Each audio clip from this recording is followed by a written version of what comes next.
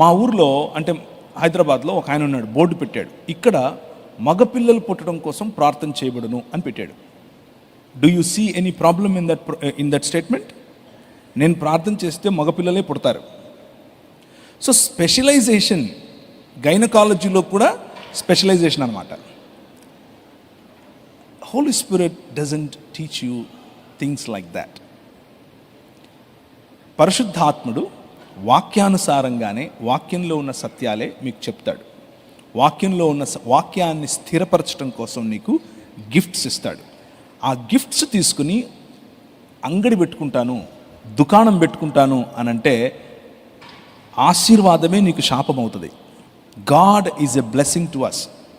నాకు ఆశీర్వాదమీ ఆశీర్వాదమీ ఆశీర్వాదమీ అని గొనిగితే దేవుడు అన్నాడు, పూరేళ్లను ఇస్తాను. ఎంత ఇస్తానంటే నేను నోట్లో పెట్టుకుంటే ముక్కులేకొచ్చి ఎంత ఇస్తానన్నాడు సంఖ్యాకాండంలో. ఆశీర్వాదం ఇస్తాడు. దాన్ని అంగడి చేస్తే, దాని ద్వారా లబ్ధి పొందాలని చూస్తే, దాని ద్వారా వ్యాపారం చేయాలి అని చూస్తే 33 రాలగొడతాడు కూడా. జాగ్రత్త పడాలి. So to answer my question at a larger level, name calling is a small thing. కానీ the gifts of Holy Spirit, they are still available for all of us.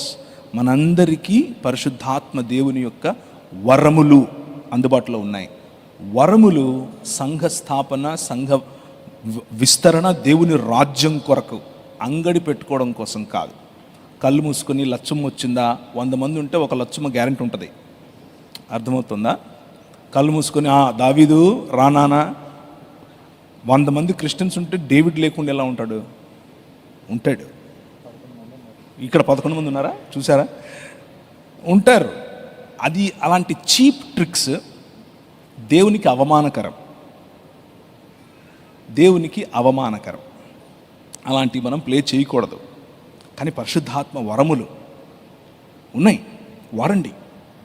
For the benefit of the king and the kingdom, not for your cheap tricks and cheap mileage.